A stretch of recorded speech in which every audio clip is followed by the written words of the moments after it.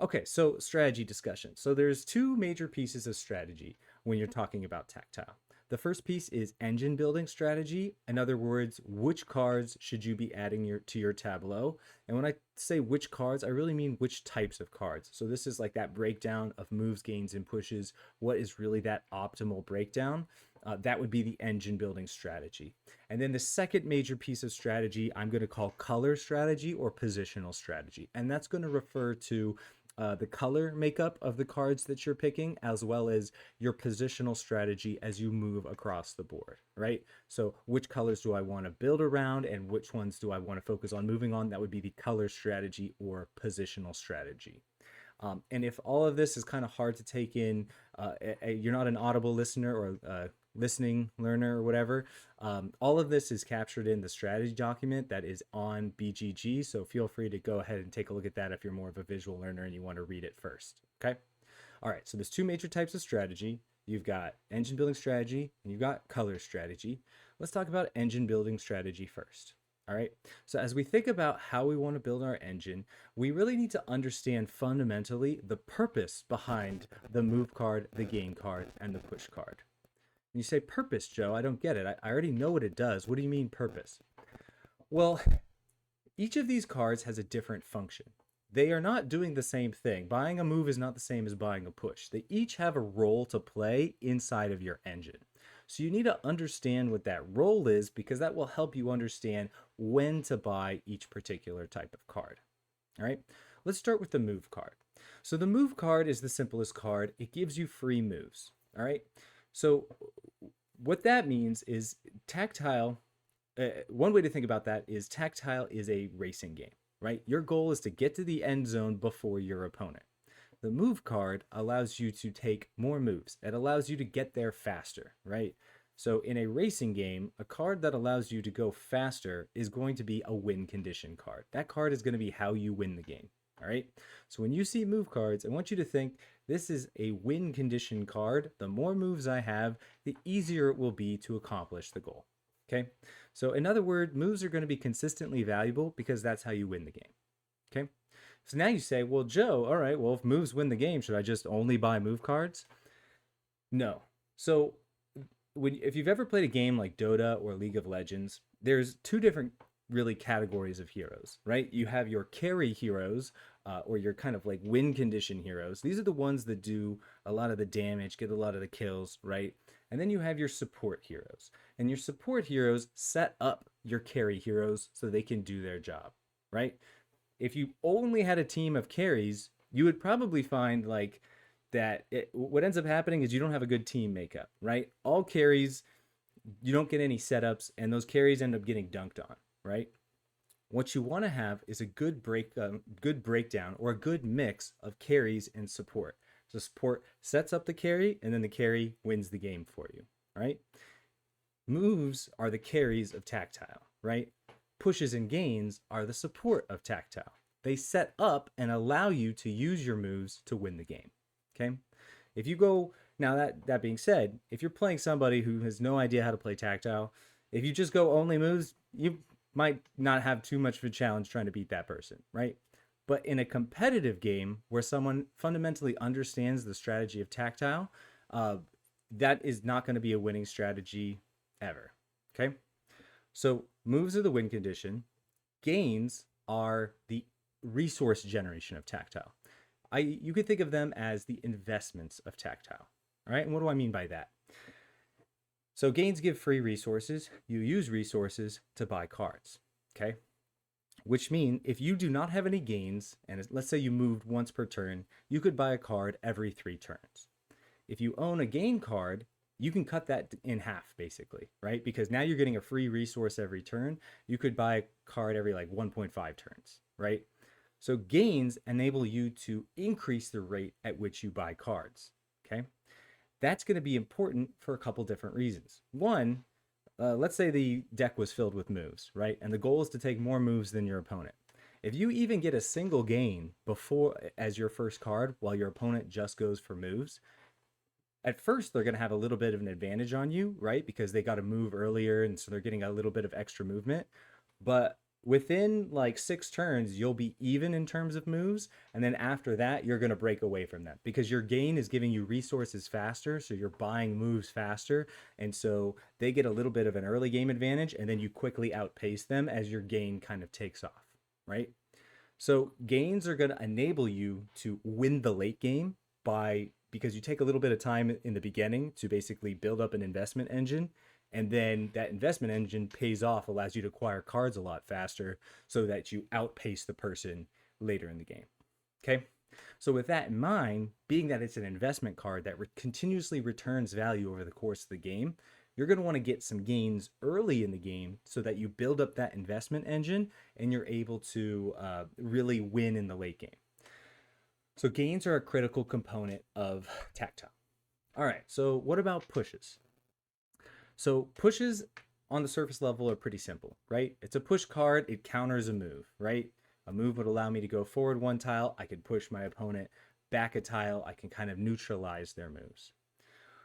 But the key thing about pushes is that is when we think about how you activate, and I should qualify this, a push is the most challenging card to use correctly, right? Most people get pushes and they use them, as I mentioned before, just trying to kind of neutralize or counter moves, okay? But a key thing about pushes is understanding how we activate cards in TacTile. And what do I mean by that? So the way you activate a card in TacTile is that turn you have to move onto a tile that matches its color. If you don't move onto a tile that matches the color of that card does not activate, okay? In other words, if you are in a situation where you cannot move on a color of the card that you own, you don't get to use that card. You could have, and it's any cards that are that color. If you have 10 green cards and you don't move on green this turn, you miss out on 10 actions, okay?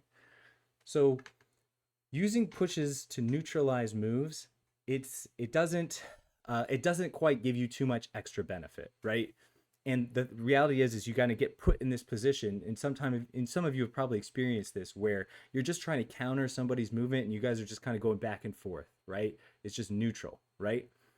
The real way to use pushes is to find those locations that you can push somebody to where they cannot move onto the tiles they need to activate their cards. Because now you're using your push to basically completely erase potential value of your opponent. All right. So we call this putting somebody in jail. And this is the way that you get the biggest action advantage over your opponent in TacTile. Okay. And so the trick is to keep your eye out for those jail locations. And then basically you won't need too many pushes to be able to put them in jail. So if you get a couple pushes and you keep your eye out for that opportunity, those few pushes could generate much more than they're worth in terms of action advantage by finding those situational opportunities to jail your opponent. Okay? So in summary, right, you've got your moves, that's how you win the game. You've got your gains, that's how you get the cards you need to outpace your opponents, right? So that's that investment card. And then you've got your pushes, and your pushes are how you create openings which allow you to score, as well as find situational opportunities to jail your opponent and gain big action advantages over them. Okay? So that's how you want to think about the 3 different types of cards. If I was to categorize it, I would say gains are kind of an early game card, moves are like a consistently valuable card, and pushes gain value as you consider the amount of cards you can deny to your opponent, right? So if your opponent only has 3 cards and I push them into jail, I could potentially gain 3 action advantages over my opponent. I denied them 3 actions. That's how valuable the push is. As the game goes on, your opponent's going to get more and more cards, right? They're going to have more and more potential actions, which means the amount of action advantage I could potentially gain over my opponent, it gets larger as the game goes on. In other words, pushes are a late game card that get more and more valuable as your opponent gets a bigger and bigger engine. Okay. So that's kind of how I would break it down. You got your early game, your kind of throughout the game, and your late game cards. And I would, and one thing I like to do, to be honest, it's kind of hard to use this information. You're like trying to process, like, okay, I kind of understand when I would use these different guys. I think that it's valuable to have a little bit of each early in the game, because you just don't know when those situations are going to pop up that you might want to push somebody. So you always want to have a little bit of game control in your back pocket. You also really want to get that early game advantage kind of early on by getting those gains early. But you definitely need moves to make sure you have flexibility to kind of get around the board. So I like to have a little bit of everything to start. And then depending on how the game is going, I kind of push harder in the areas that I need. Okay. So that is the engine building strategy of TacTile. That kind of gets a little bit more into how you should think about the cards and what to kind of look out for.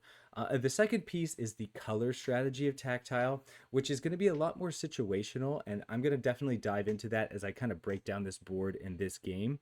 I think we can kind of, quite simply for the color strategy, I would say you need to think about the entire journey that you're going to be taking over the course of the game. The number one mistake that new players make as they're trying to pick colors to focus on is they focus too much on the colors that are nearby their home base. They're like, I'm next to yellow, I'm going to buy yellow cards. But then they don't pay attention to the fact that they're going to eventually have to make it to their enemy's location, right? And so there's no yellow over there. So they bought a bunch of stuff that only helps them in the short term. And then they get stuck because they don't have any colors that are close by their opponent's base. So from a color strategy, just make sure you're looking at the entire journey you're going to have to take. And then I try to pick maybe like 2 colors that will basically cover me the entire way, and then try to split my cards between those 2 colors, right? That way, no matter where I am on my journey, I'm still getting value out of those cards, because the number one most important thing is you want to basically be activating all your cards every single turn. If you're not activating cards, those cards are not helping you. And then that means that they're just kind of a waste. Okay. So color strategy, a little bit more simple. Think about the entire journey. The engine building strategy, a little bit more complex. Really knowing when to get which different type of card is going to be a really important piece. There's one other thing you should consider, which is overdrive. And overdrive kind of adjusts this this balance a little bit. So in a traditional game, it's you have a little bit more of a structured kind of approach to which cards you want. In overdrive, however, basically you can convert cards into different cards if you have enough of them. So with overdrive, it makes having more cards of the same color more valuable, because then you don't have to waste as many actions going around activating everything. And if you get a bunch of cards that activate at once, you can kind of use those as resources to kind of, or use those actions to convert into a bunch of other stuff. So with overdrive, you want to really look out for how you can stack those cards, because getting a bunch of activations with very little movement is going to be really, really valuable. Okay. All right. That was a pretty in-depth strategy discussion. I hope y'all followed along.